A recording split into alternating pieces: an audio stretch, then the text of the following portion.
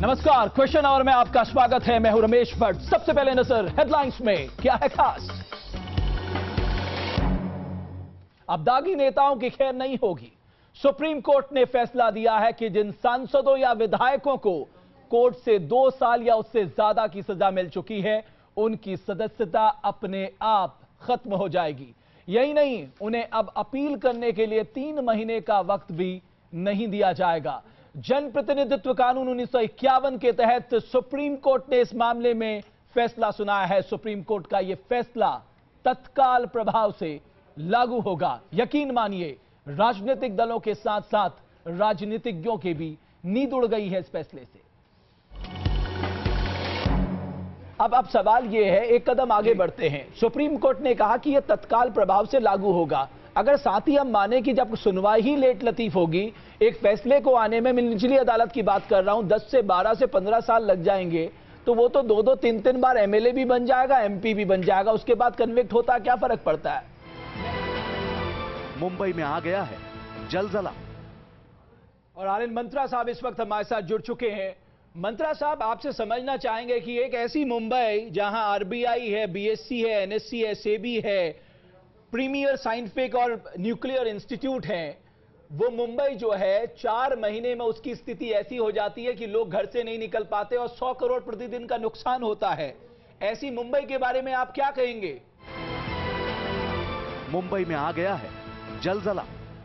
जो SWC maintenance equipments की स्थिति है, आपके पास 63 व्हीकल हैं, जिसमें से 24 जो हैं वो 8 साल से ऊपर हो गए हैं। And according to Supreme Court आपके रीजनल ट्रांसपोर्ट ऑफिस नॉर्म्स के मुताबिक वो बेकार हो गए हैं। चाहे वो फायरेक्स मशीन की बात हो, सक्शन मशीन की बात हो, जटिंग मशीन की बात हो, महाबली मशीन की बात हो, डंपर और जेसीबी की बात हो, आपके पास वो इक्विपमेंट ही नहीं है कि आप इतनी भारी बारिश के ड्रेनेज कैपेसिटी को इंप्रूव कर सके।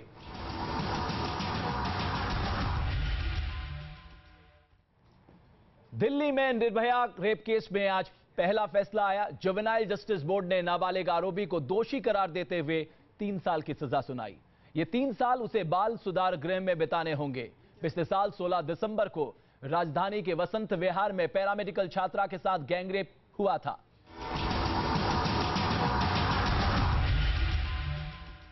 और हमारे साथ अलका लांबा कांग्रेस नेता जुड़ रही हैं। सुधाकर सोराटकर साहब मुंबई से हमारे साथ हैं। अलका जी, पहला सवाल मेरा आपसे, हमने क्या संदेश दिया आज कि कोई भी व्यक्ति अगर जुवेनाइल है, कितना भी हीनियस क्राइम कर ले, हमारा सिस्टम महज उसको 3 साल की सजा देगा, क्योंकि हमारा कानून ये कहता है। 2 महीने मैं आऊंगा अलका लांबा जी, क्योंकि इस पर एक राष्ट्रीय बहस भी हुई है।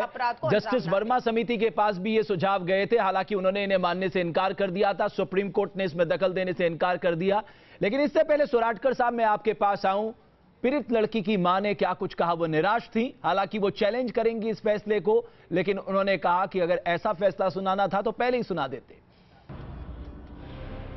तो दुर्गा शक्ति नागपाल के निलंबन के बाद अब राजनीतिक तौर पे नफा नुकसान की बात तो हो रही है, इन सब के बीच राजनीति भी हो रही है। और राजनीति इस कदर कि सोनिया गांधी ने अब हस्तक्षेप कर प्रधानमंत्री को चिट्ठी लिखी है।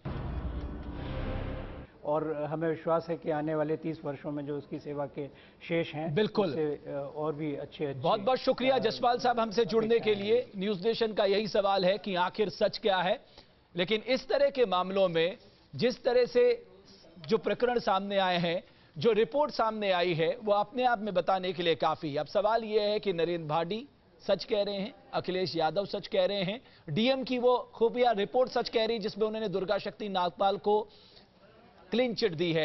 अब गेंद केंद्र सरकार के पारे में भी जा चुकी है। देखना यह होगा कि इस निलंबित आईएएस ऑफिसर को न्याय मिलता है या नहीं। बहुत बहुत शुक्रिया आप सभी दर्शकों का न्यूज नेशन में अपनी राय रखने के लिए।